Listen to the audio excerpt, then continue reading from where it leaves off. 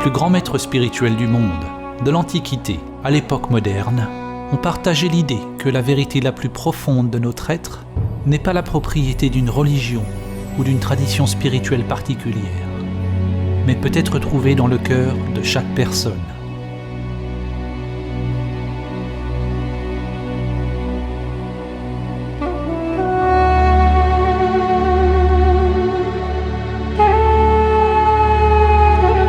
Le poète Rumi a dit « Où est cette lune qui jamais ne se lève ou ne se couche? Où est cette âme qui n'est ni avec ni sans nous? Ne dites pas qu'elle est ici ou là. Toute création est cela, mais seul aux yeux qui peuvent voir. »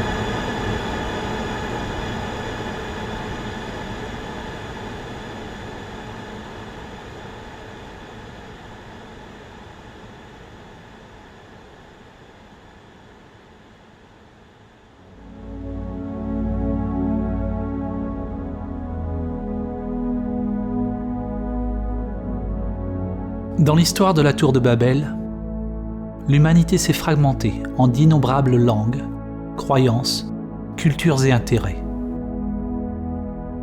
Babel signifie littéralement la porte de Dieu. La porte est notre intellect, nos structures conditionnées.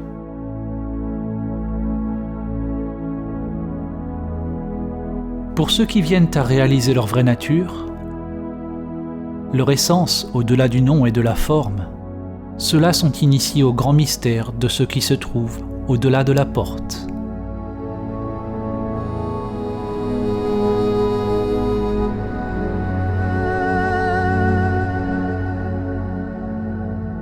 Une ancienne parabole, la parabole de l'éléphant, a été utilisée pour décrire comment diverses traditions donnent toute la direction vers une seule grande vérité. Un groupe de personnes aveugles touche chacune une partie différente d'un éléphant, obtenant une certaine impression de ce qu'est un éléphant. La personne qui se tient à la jambe de l'éléphant décrit l'éléphant comme étant un arbre. La personne à la queue dit que l'éléphant est comme une corde. L'éléphant est comme une lance, dit celui qui se tient à la défense. Pour celui qui touche l'oreille, l'éléphant semble être comme un éventail. La personne qui touche le flanc est catégorique. L'éléphant est comme un mur. Le problème est que dès lors que nous touchons une partie de l'éléphant, nous croyons que notre expérience est la seule vérité. Nous ne reconnaissons pas ou n'apprécions pas que l'expérience de chaque personne est une facette différente du même animal.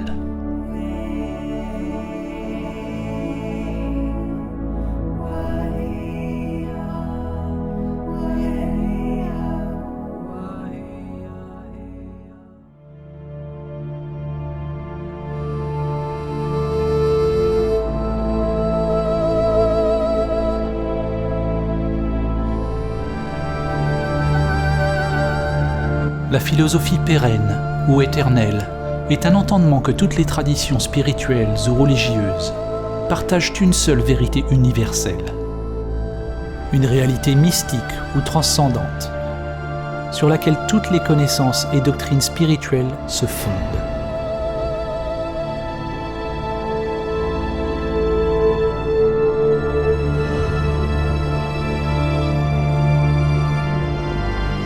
Swami Vivekananda a résumé l'enseignement pérenne en disant que la fin de toutes les religions est la réalisation de Dieu dans l'âme. C'est là l'unique religion universelle.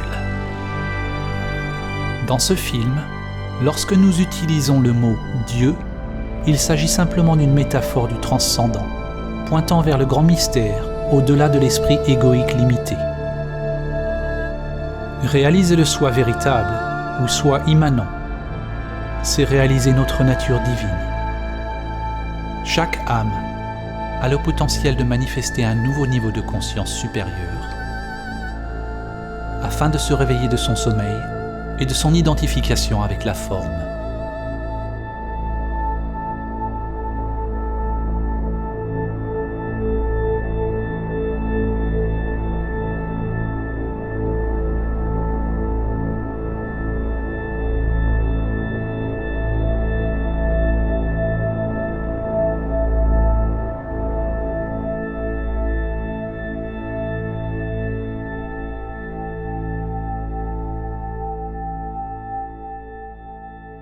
L'écrivain et visionnaire Aldous Huxley, connu pour son livre « Le meilleur des mondes », est également l'auteur d'un livre intitulé « La philosophie éternelle », dans lequel il rapporte un enseignement répété maintes fois au travers de l'histoire, et qui prend la forme de la culture au sein de laquelle il se réalise. Il écrit « La philosophie pérenne est exprimée le plus succinctement dans la formule sanskrite « Tat Tvam Asi ». Tu es cela.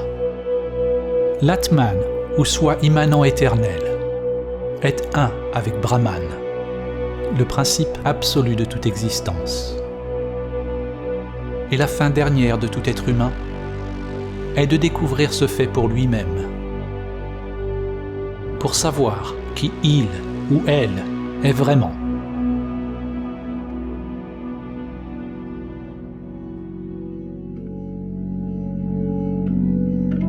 Chaque tradition est comme une facette d'un joyau reflétant une perspective unique de la même vérité, tout en se faisant écho et en s'éclairant mutuellement. Quel que soit le langage et le cadre conceptuel utilisé, toutes les religions qui reflètent l'enseignement pérenne partagent l'idée qu'il existe une union avec quelque chose de plus grand, quelque chose qui nous dépasse.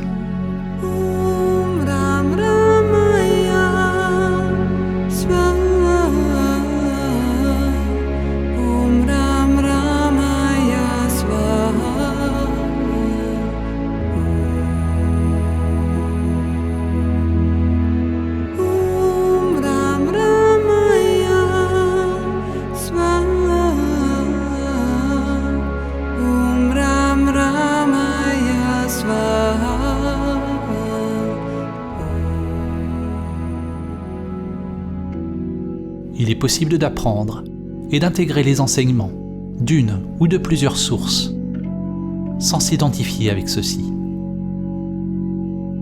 Il est dit que tous les vrais enseignements spirituels sont simplement des doigts pointant vers la vérité transcendante.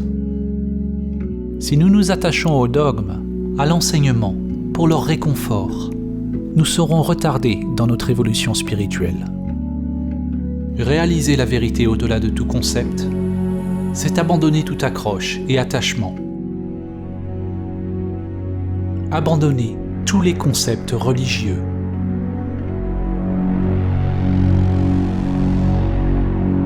Du point de vue de l'ego, le doigt qui pointe vers Samadhi pointe tout droit vers l'abîme. Saint Jean de la Croix a dit : si l'on veut être sûr de la route que l'on foule, il nous faut fermer les yeux et marcher dans le noir.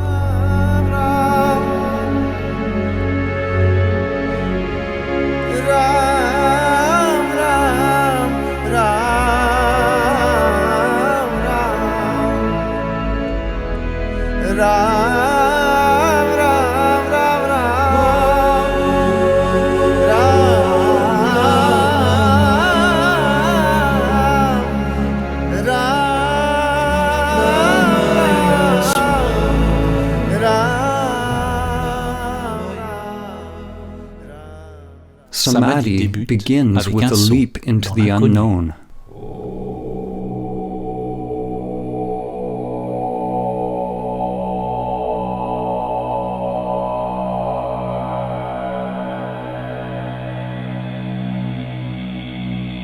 Dans les anciennes traditions, afin de réaliser Samadhi, il a été dit que l'on devait ultimement détourner la conscience de tous les objets connus, de tous les phénomènes extérieurs, pensées et sensations conditionnées, vers la conscience même, vers la source intérieure, le cœur ou l'essence de notre être. Dans ce film, lorsque nous utilisons le mot Samadhi, nous désignons le transcendant, au plus haut Samadhi, qui a été nommé Nirvikalpa Samadhi.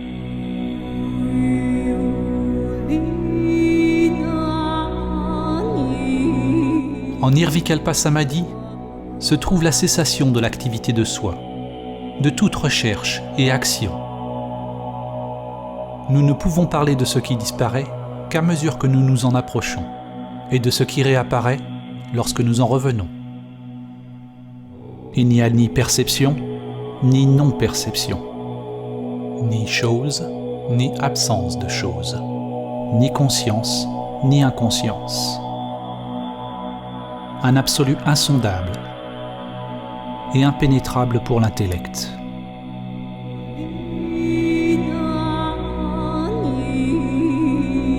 Quand le moi retourne à l'activité, il y a un non-savoir, une sorte de renaissance, et tout redevient nouveau. Il nous reste le parfum du divin, qui subsiste plus longtemps, à mesure que l'on évolue sur le chemin.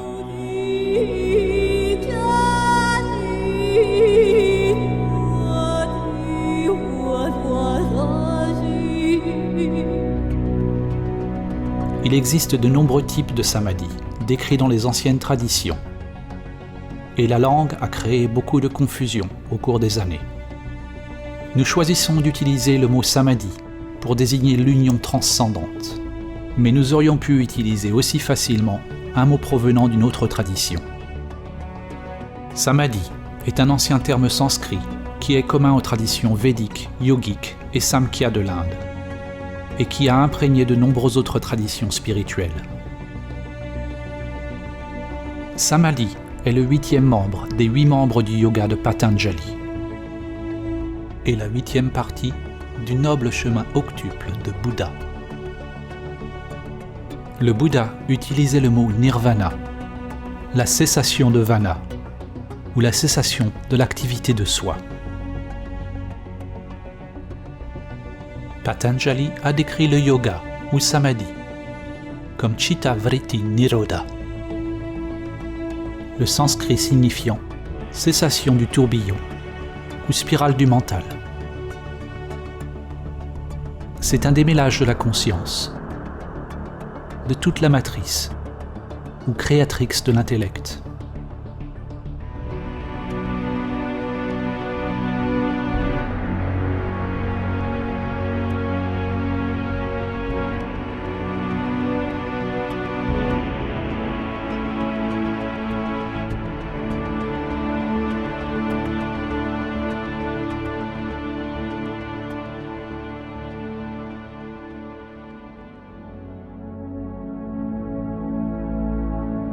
Samadhi ne désigne aucun concept, car pour le réaliser, il est nécessaire de laisser tomber l'intellect conceptuel. Différentes religions ont utilisé des mots variés pour décrire l'union divine. En fait, le mot religion lui-même signifie quelque chose de similaire. En latin, religare signifie relier ou reconnecter. C'est un sens similaire au mot yoga, qui signifie atteler, unir le monde avec le transcendant. En islam, ceci est reflété dans le sens en arabe ancien du mot islam lui-même, qui signifie soumission ou supplication à Dieu.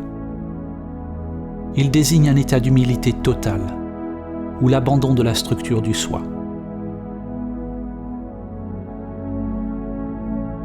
les mystiques chrétiens, tels que saint François d'Assise, sainte Thérèse d'Avila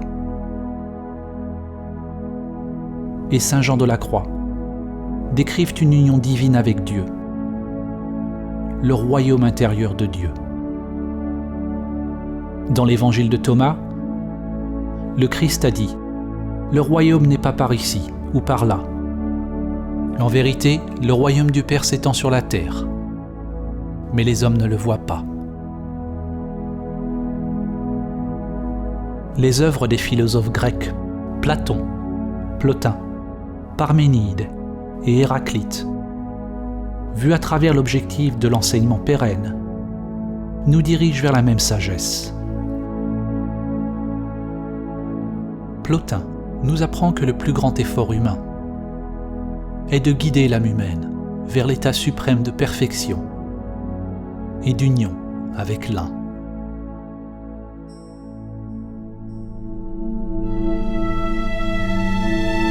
La médecine Lakota et le saint homme élan noir ont dit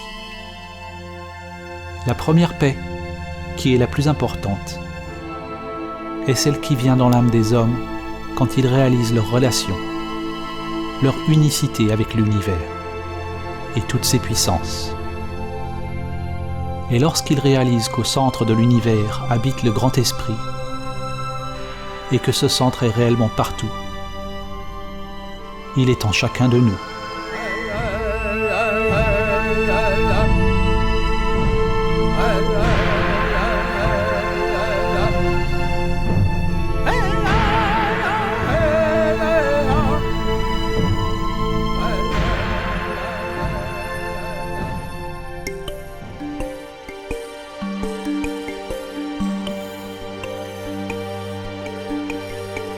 Sur le chemin de l'éveil, à moins que nous soyons en samadhi, il y a toujours deux polarités, deux portes dans lesquelles on peut entrer, deux dimensions, l'une vers la conscience pure et l'autre vers le monde des phénomènes. Le courant ascendant vers l'absolu et le courant descendant vers Maya et tout ce qui se manifeste, à la fois vu et invisible. La relation entre relatif et absolu pourrait être résumée dans la citation suivante de Sri Nisargadatta Maharaj. La sagesse est de savoir que je ne suis rien. L'amour est de savoir que je suis tout. Et entre les deux, ma vie fluctue.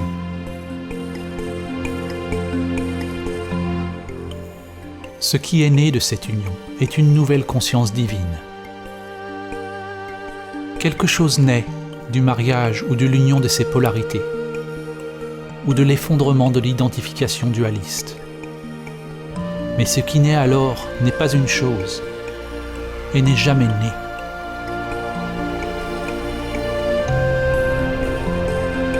La conscience fleurit et crée quelque chose de nouveau, que l'on pourrait nommer une Trinité éternelle. Dieu le Père, le transcendant, inconnaissable et immuable, est uni au divin féminin, qui est tout ce qui change. Cette union entraîne une transformation alchimique, une sorte de mort et de renaissance. Dans les enseignements védiques, l'union divine est représentée par deux forces fondamentales, Shiva et Shakti. Les noms et les visages des différents dieux changent à travers l'histoire, mais leurs attributs fondamentaux demeurent. Ce qui naît de cette union est une nouvelle conscience divine, une nouvelle manière d'être dans le monde. Deux polarités inséparablement une énergie universelle, sans centre, sans limitation. C'est l'amour pur. Il n'y a rien à y gagner ou à y perdre, car c'est un vide complet et simultanément absolument plein.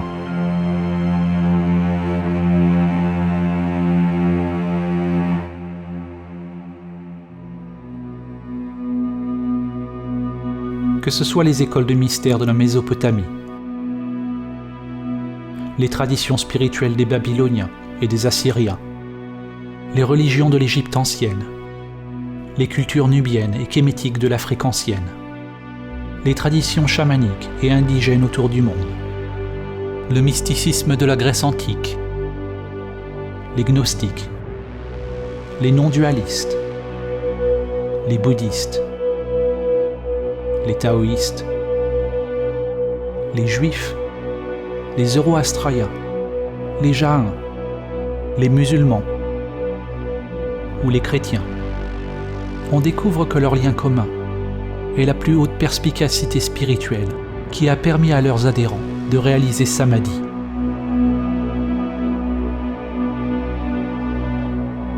Le mot Samadhi lui-même désigne la réalisation de la similitude ou unité en toute chose. Il signifie union. C'est unir tous les aspects de vous-même. Mais ne confondez pas la compréhension intellectuelle avec la véritable réalisation de Samadhi. C'est votre tranquillité immobile, votre vacuité qui unit tous les niveaux de la spirale de la vie.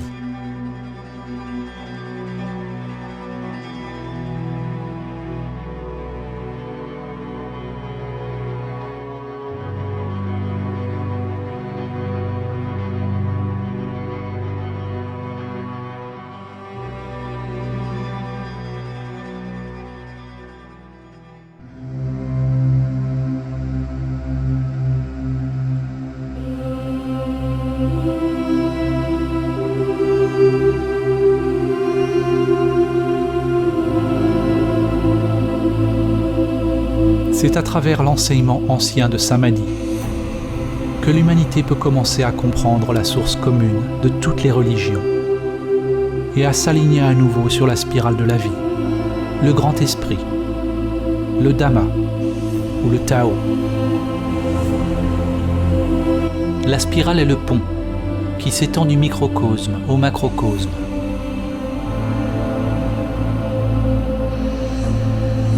De votre ADN au lotus d'énergie intérieure qui s'étend à travers les chakras jusqu'aux bras spiraux des galaxies. Chaque niveau de l'âme s'exprime à travers la spirale comme des branches en constante évolution, vivant, explorant. Le vrai Samadhi réalise la vacuité de tous les niveaux du soi, toutes les enveloppes de l'âme. La spirale est le jeu sans fin de la dualité et du cycle de la vie et de la mort.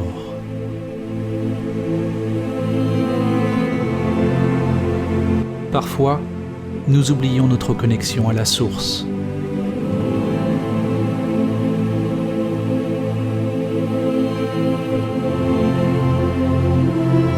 L'objectif au travers duquel nous voyons est très étroit et nous nous identifions à une créature limitée qui rampe sur la terre, seulement pour accomplir une fois de plus le voyage de retour à la source, au centre qui est partout.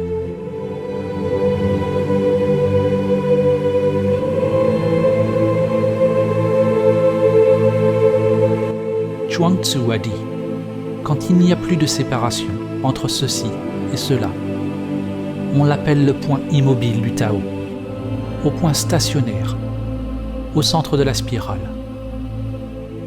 On peut voir l'infini en toute chose.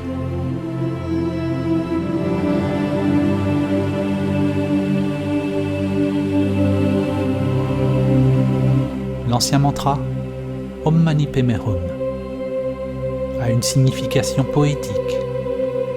On s'éveille, on réalise le joyau au sein du lotus. Votre vraie nature s'éveille dans l'âme, dans le monde, en tant que le monde.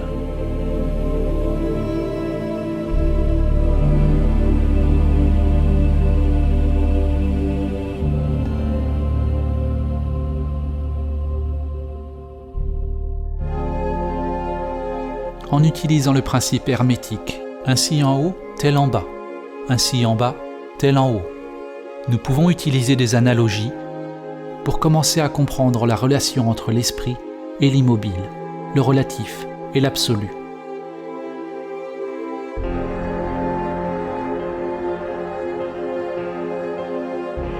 Une façon de commencer à saisir la nature non conceptuelle de Samadhi est d'utiliser l'analogie du trou noir.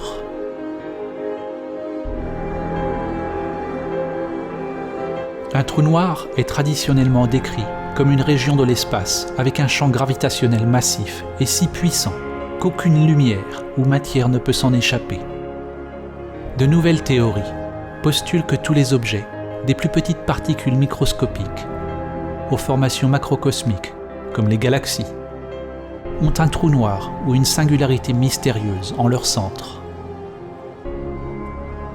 Dans cette analogie, nous allons utiliser cette nouvelle définition d'un trou noir comme étant le centre qui est partout.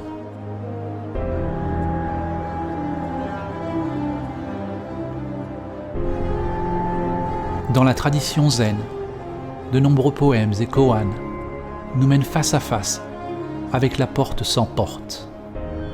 Pour réaliser Samadhi, nous devons franchir cette porte sans porte. L'horizon des événements est une limite dans l'espace-temps, au-delà de laquelle les événements ne peuvent pas affecter un observateur extérieur.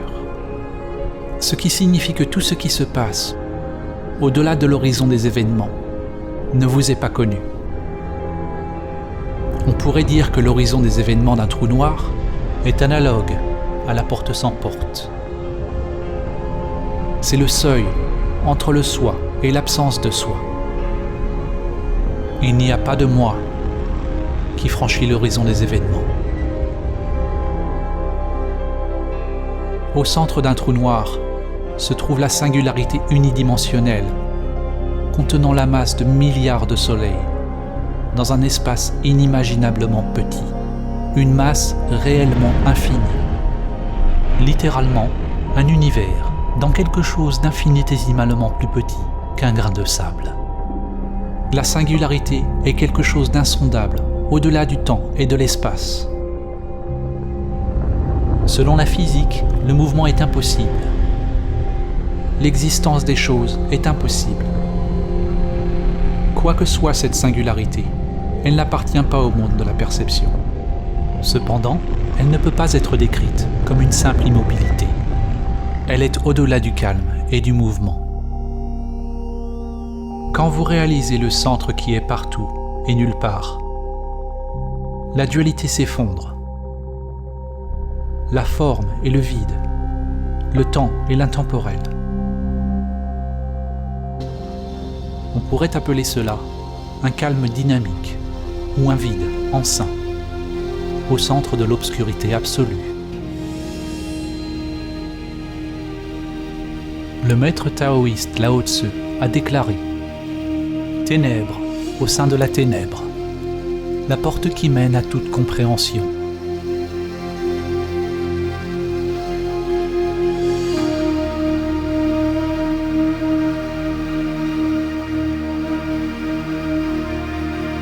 Le mythologue comparatif et écrivain Joseph Campbell décrit un symbole récurrent, une partie de la philosophie éternelle qu'il appelle Axis Mundi, le point central ou la plus haute montagne, le pôle autour duquel tout gravite, le point où calme et mouvement sont joints. De ce centre est réalisé un puissant arbre à fleurs, un arbre de la Bodhi qui rejoint tous les mondes.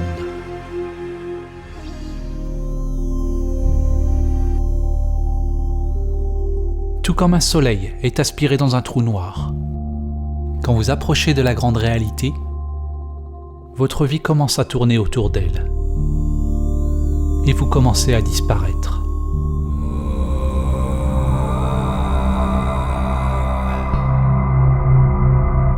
À mesure que vous approchez du soi immanent, cela peut être terrifiant pour la structure de l'ego.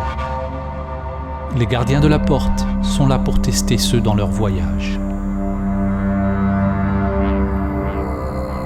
Il faut être prêt à faire face à ses plus grandes peurs et en même temps accepter notre pouvoir inhérent afin d'apporter la lumière aux terreurs inconscientes et à la beauté cachée à l'intérieur. Si votre intellect n'est pas ému,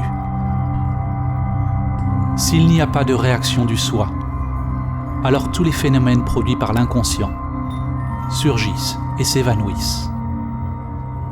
C'est le point dans le voyage spirituel où la foi est le plus nécessaire. Qu'entendons-nous par foi ? La foi n'est pas la même chose que la croyance. La croyance, c'est accepter quelque chose au niveau de l'intellect pour apporter confort et assurance.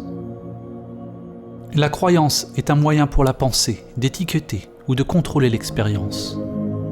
La foi est en réalité le contraire. La foi, c'est rester à l'endroit du non-savoir total. Accepter tout ce qui surgit de l'inconscient. La foi, c'est s'abandonner à l'attraction de la singularité, à la dissolution ou au démantèlement du soi, pour passer la porte sans porte.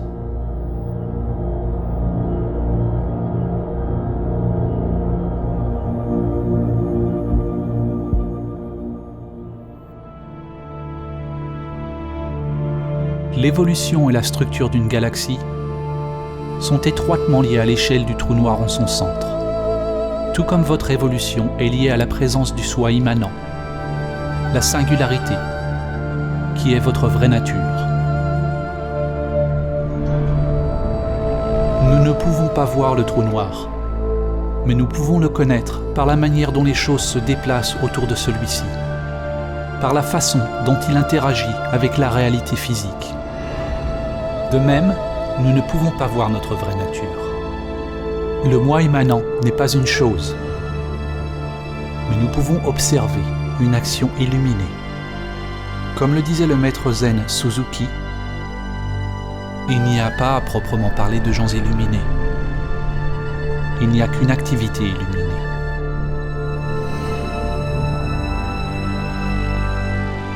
Nous ne pouvons le voir, tout comme l'œil ne peut pas se voir lui-même. Nous ne pouvons le voir car c'est grâce à celui-ci que la vue est possible. Comme le trou noir, Samadhi n'est pas le néant, et ce n'est pas non plus une chose. C'est l'effondrement de la dualité, de choses et non-choses. Il n'y a pas de porte pour entrer dans la grande réalité, mais il y a des chemins infinis. Les chemins, les dharmas, sont comme une spirale sans fin, sans commencement ni fin. Personne ne peut passer la porte sans porte. Personne n'a jamais compris comment, et personne ne le fera jamais. Personne ne peut passer la porte sans porte. Alors, soyez personne.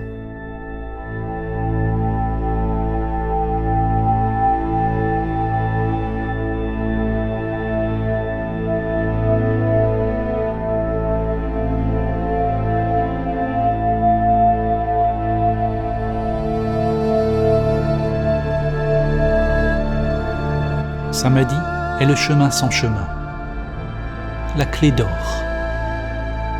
C'est la fin de notre identification avec les structures de soi qui séparent nos mondes intérieurs et extérieurs.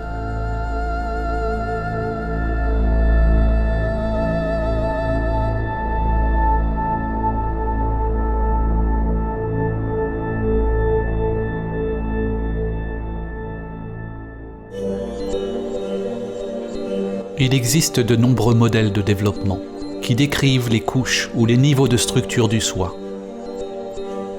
Nous allons utiliser un exemple qui est très ancien. Dans les Upanishads, les couches qui recouvrent l'Atman ou l'âme sont appelées koshas. Chaque kosha est comme un miroir, une couche de la structure du soi. Un voile ou un niveau de maya qui nous détourne de la réalisation de notre vraie nature si nous sommes identifiés avec celle-ci. La plupart des gens voient les réflexions et croient que c'est ce qu'ils sont.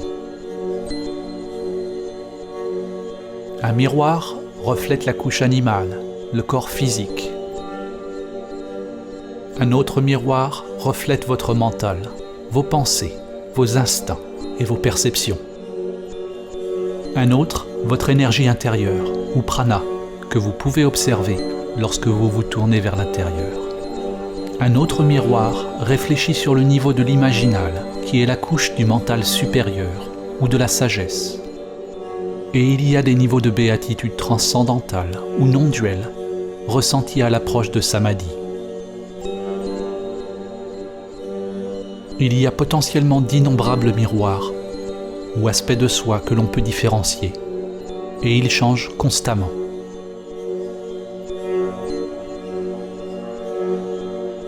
La plupart des gens n'ont pas encore découvert les couches praniques, celles de l'esprit supérieur et de la béatitude non-duelle. Ils n'en connaissent même pas l'existence. Ces couches informent votre vie, mais vous ne les voyez pas. Les miroirs cachés informent vraiment nos vies plus que ceux qui sont visibles. Ils sont invisibles car pour la plupart des gens, ils ne sont pas complètement illuminés par la conscience. Tout comme le filet de joyaux d'Indra, les miroirs se reflètent tous les uns les autres, et les réflexions reflètent toutes les autres réflexions, à l'infini. Un changement sur un niveau affecte simultanément tous les niveaux.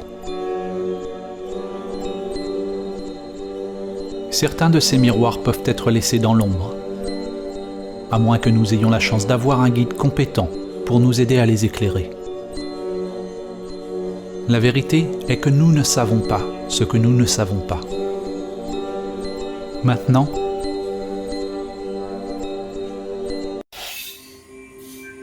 il n'y a rien qui vous rappelle à vous-même. Où êtes-vous? Quand l'intellect devient paisible, les miroirs cessent de refléter. Il n'y a plus de sujet et d'objet. Mais ne confondez pas l'état primordial avec le néant ou l'oubli. Le soi immanent n'est pas quelque chose, mais ça n'est pas rien non plus.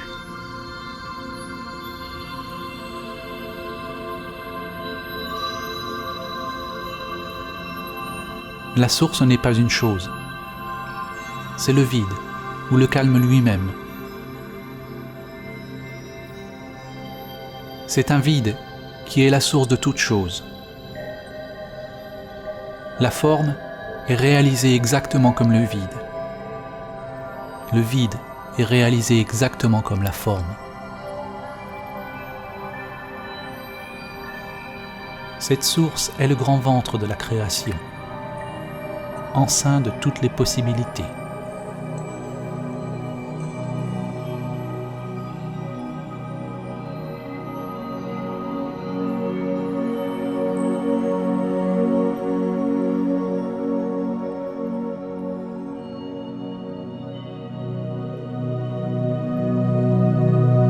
Samadhi est l'éveil de la conscience impersonnelle. Tout comme lorsque vous rêvez, à l'éveil, vous réalisez que tout dans le rêve était juste dans votre mental. En réalisant Samadhi, on se rend compte que tout ce qui se passe dans ce monde se passe dans niveau après niveau d'énergie et de conscience. Ce sont tous des miroirs au sein de miroirs, des rêves au sein des rêves.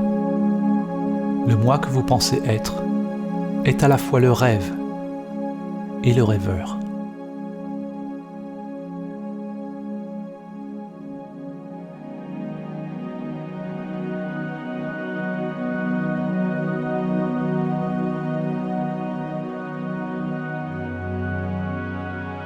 Tout ce que nous disons dans ce film, laissez-le partir. Ne le capturez pas avec l'intellect. L'âme rêve. Vous rêve. Le rêve est tout ce qui change. mais il est possible de réaliser l'immuable.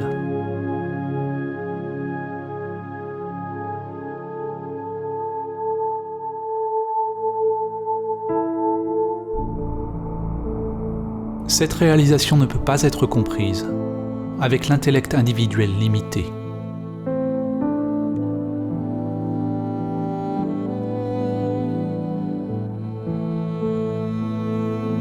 Lorsque l'on revient de Nirvikalpa Samadhi, les miroirs commencent à nouveau à refléter.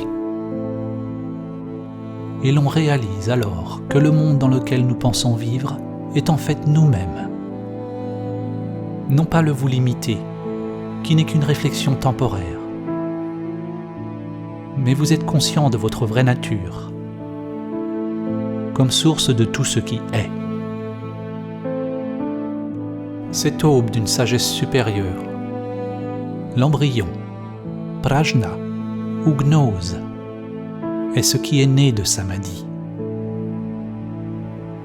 Selon le livre de Job, Chokma ou sagesse vient du néant. Ce point de sagesse est à la fois infiniment petit et englobe l'être tout entier, mais il reste incompréhensible jusqu'à ce qu'il ait pris forme dans le palais des miroirs appelé Bina. Le ventre, creusé par la sagesse supérieure qui donne forme à l'esprit embryonnaire de Dieu.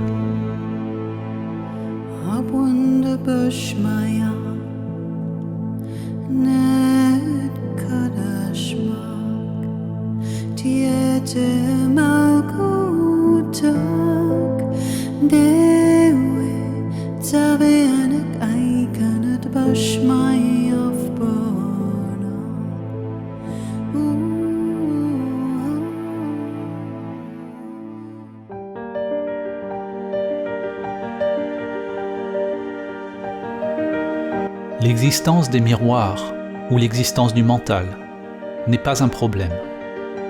Au contraire, l'erreur ou l'aberration de la perception humaine est que nous nous identifions à ceci. Cette illusion que nous sommes le soi limité est Maya. Les enseignements yogiques disent que pour réaliser Samadhi,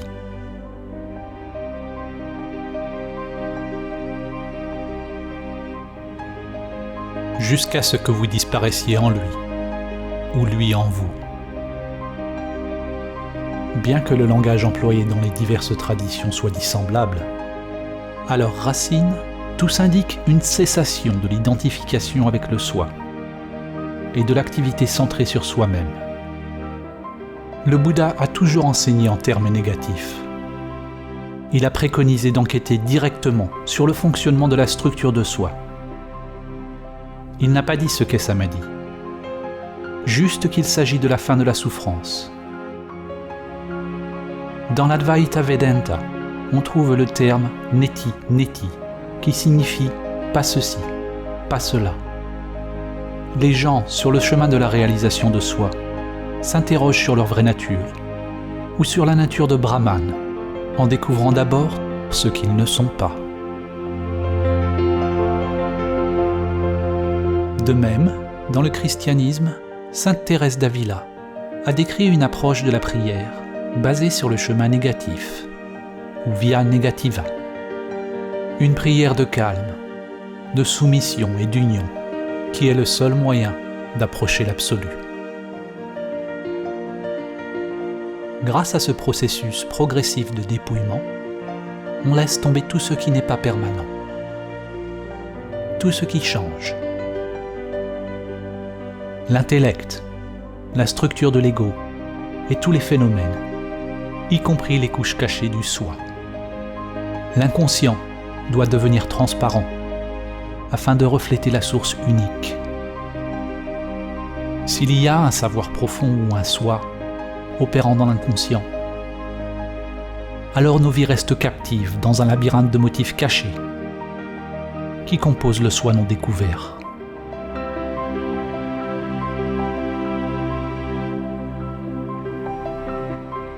Quand toutes les couches de soi se révèlent vides, alors on devient libre du soi, libre de tout concept.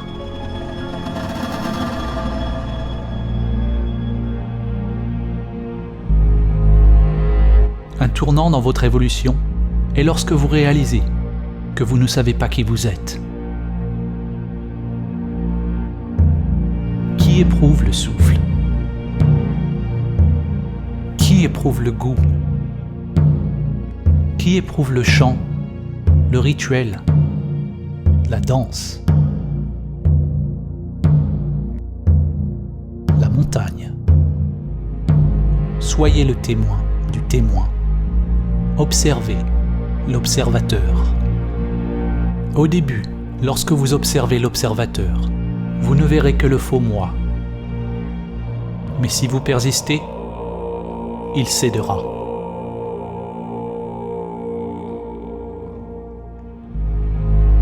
Enquérez-vous directement de ce qui perçoit, sans sourciller, perçant, pénétrant, avec toute la force de votre être.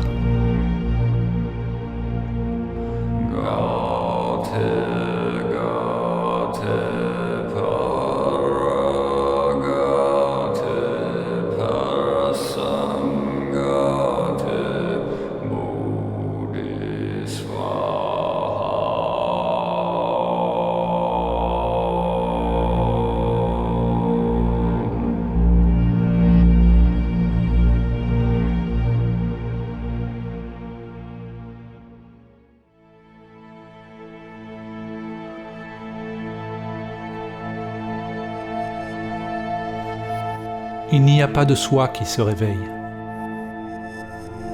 Il n'y a pas de vous qui se réveille. Ce dont vous vous réveillez est l'illusion du moi séparé, d'un rêve d'un vous limité. En parler est dénué de sens. Il doit y avoir une cessation effective du soi pour réaliser directement ce dont il s'agit.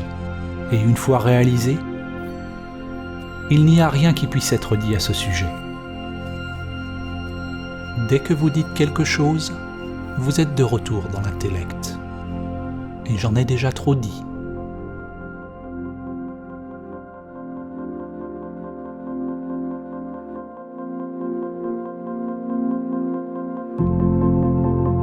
Nous avons normalement 3 états de conscience: l'éveil, rêvé et le sommeil profond.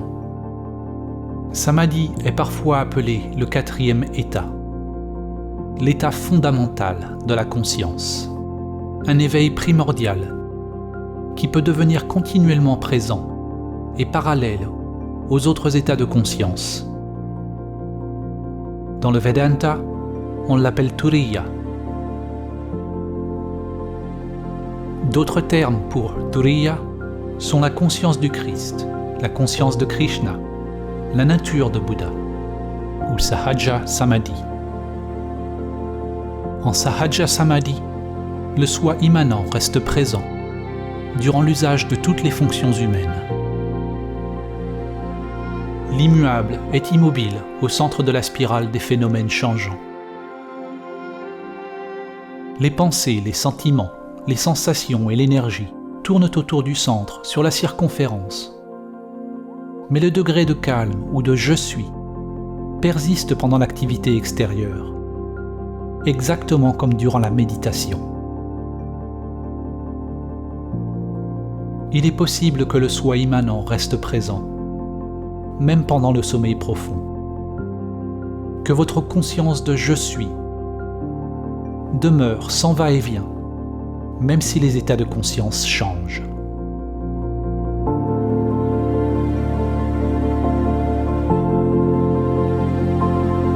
C'est le sommeil yogique. Dans le Cantique des Cantiques, ou le Cantique de Salomon de la Bible hébraïque ou de l'Ancien Testament, il est écrit « Je dors, mais mon cœur veille ». Cette réalisation de la conscience éternelle et impersonnelle est reflétée dans les paroles du Christ quand il a dit «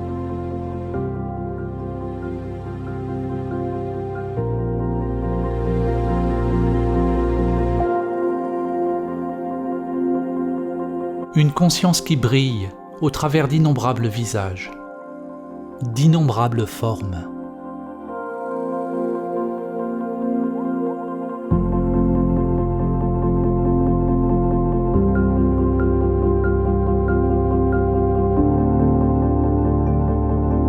Au commencement, c'est une flamme fragile, née des polarités en vous. Le masculin, pénétrant la conscience, avec soumission, ou l'ouverture de l'énergie féminine.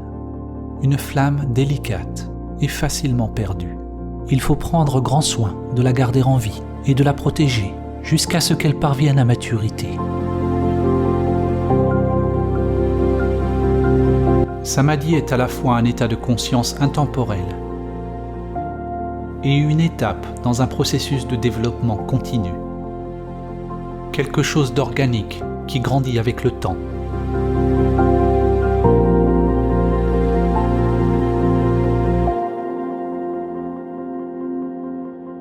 À mesure que l'on passe de plus en plus de temps en samadhi, dans le présent, dans l'intemporel, on prend de plus en plus la guidance du cœur, de l'âme ou de l'atman, et moins de la structure conditionnée.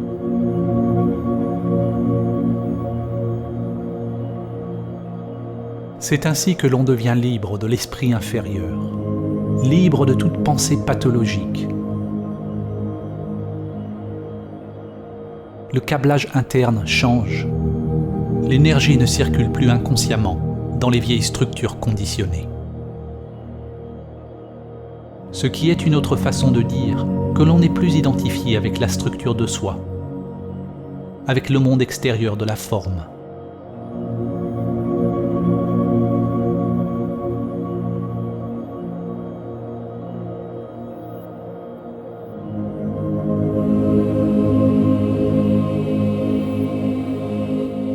Réaliser samadhi demande un effort si grand qu'il devient un abandon total de soi-même.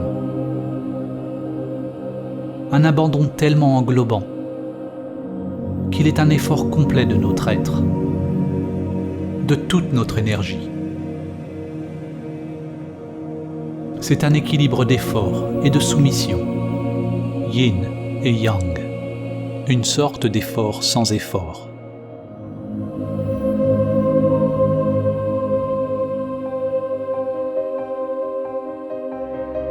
Le mystique indien et yogi Paramahamsa Ramakrishna a dit « Ne cherchez pas l'illumination, à moins que vous ne la cherchiez comme quelqu'un dont les cheveux sont en feu cherche un étang. Vous le cherchez avec tout votre être. » Au cours de la pratique de la transcendance de l'ego, il faut faire preuve de grand courage, de vigilance et de persévérance pour maintenir l'embryon en vie. Pour ne pas retomber dans les empreintes figées du monde. Cela requiert une volonté d'aller contre le courant, contre l'écrasement inexorable de la matrice, le broiement des roues de samsara. Chaque souffle, chaque pensée, chaque action ayant pour seul but de réaliser la source. Samadhi n'est pas réalisé par l'effort, ni en l'absence d'effort. Laisser tomber l'effort et le non-effort est une dualité qui n'existe que dans l'intellect. La véritable réalisation de samadhi est si simple et si indifférenciée qu'elle est toujours mal interprétée à travers un langage intrinsèquement dualiste. Il n'y a qu'une seule conscience primordiale qui se réveille, comme étant le monde, mais elle a été obscurcie par de nombreuses couches mentales. Comme le soleil caché derrière les nuages, à mesure que chaque couche mentale est abandonnée, son essence est révélée.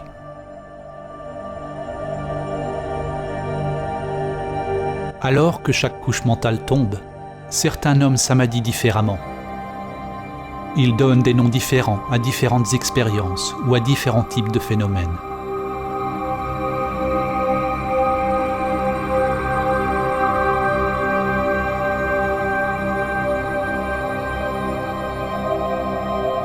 Mais samadhi est si simple que lorsque l'on vous dit ce dont il s'agit et comment le réaliser, votre intellect le manquera toujours. En réalité, Samadhi n'est ni simple, ni compliqué. Seul l'intellect le voit ainsi. Lorsqu'il n'y a pas de pensée, il n'y a pas de problème, car la pensée est ce qui doit s'arrêter avant qu'il soit réalisé. Mais il ne s'agit pas du tout de quelque chose qui arrive.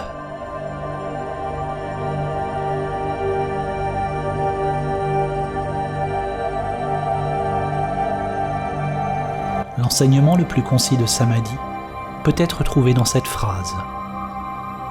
Sois calme et sais.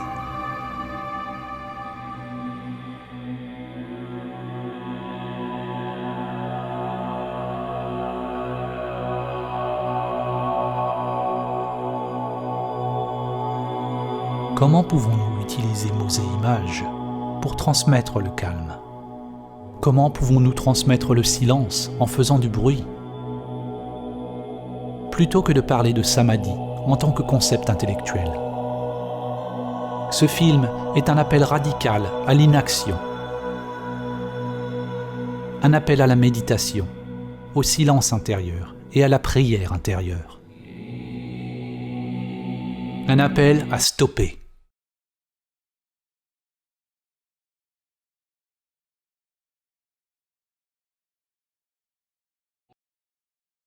Arrêtez tout ce qui est conduit par l'intellect égoïque pathologique.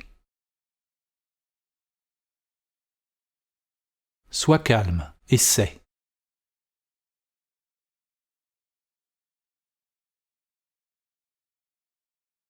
Personne ne peut vous dire ce qui émergera du calme.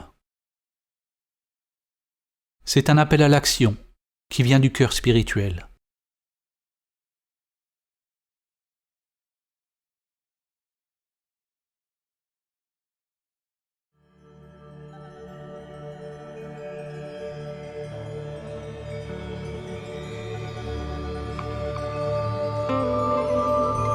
C'est comme se souvenir de quelque chose d'ancien. L'âme se réveille et se souvient d'elle-même. Le vide, tel un passager endormi, maintenant s'éveille et se réalise lui-même en toute chose.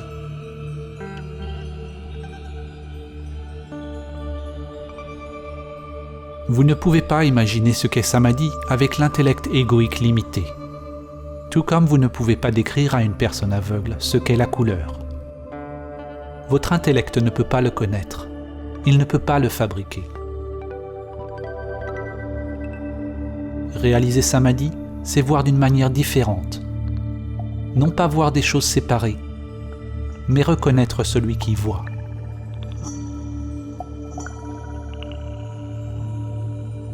Saint François d'Assise a dit « Ce que vous cherchez est ce qui regarde. » Après avoir vu la lune, vous pouvez la reconnaître dans chaque reflet. Le soi véritable a toujours été là. Il est en tout. Mais vous n'avez pas réalisé sa présence. Alors que l'on apprend à reconnaître et à demeurer comme le vrai soi, au-delà du mental et des sens, il devient possible de se ressentir béat devant le plus banal. On devient béatitude.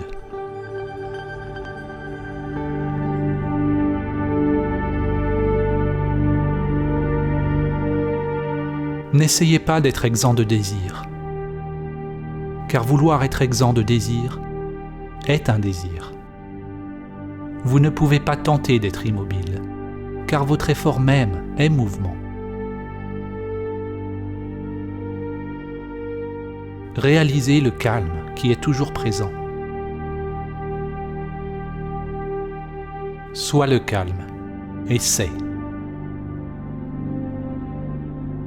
Lorsque toutes les préférences sont abandonnées, la source est révélée. Mais ne vous attachez pas, même à la source. La grande réalité, Tao, n'est pas un, pas deux. Ramana Maharshi a dit « Le soi n'est qu'un ». S'il est limité, c'est l'ego. S'il est illimité, il est infini et est la grande réalité.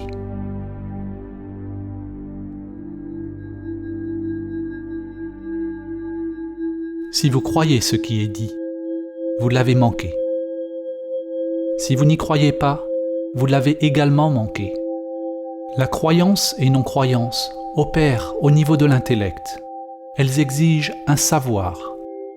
Mais si vous menez votre propre investigation, en examinant tous les aspects de votre être, en découvrant qui fait l'investigation, si vous êtes prêt à vivre selon le principe que la grande volonté soit faite et non la mienne, si vous êtes disposé à voyager au-delà de toute connaissance, peut-être réaliserez-vous ce que j'ai tenté de montrer. Alors seulement, vous goûterez par vous-même la beauté et le mystère profond d'exister, simplement. Il y a une autre possibilité pour la vie. Il y a quelque chose de sacré, d'insondable, qui peut être découvert dans les profondeurs immuables de votre être. Au-delà des concepts, au-delà des dogmes, au-delà de l'activité conditionnée et de toute préférence.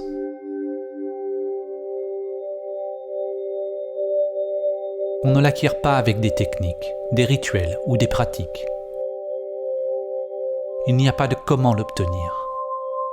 Il n'y a pas de système, il n'y a pas de chemin vers le chemin.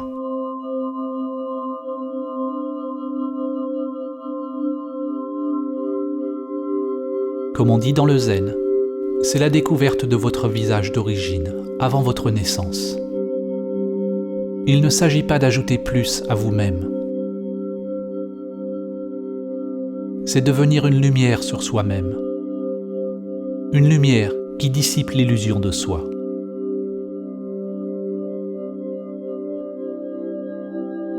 La vie restera toujours inaccomplie. Et le cœur restera toujours agité. Jusqu'à ce qu'il se repose, dans ce mystère, au-delà du nom et de la forme.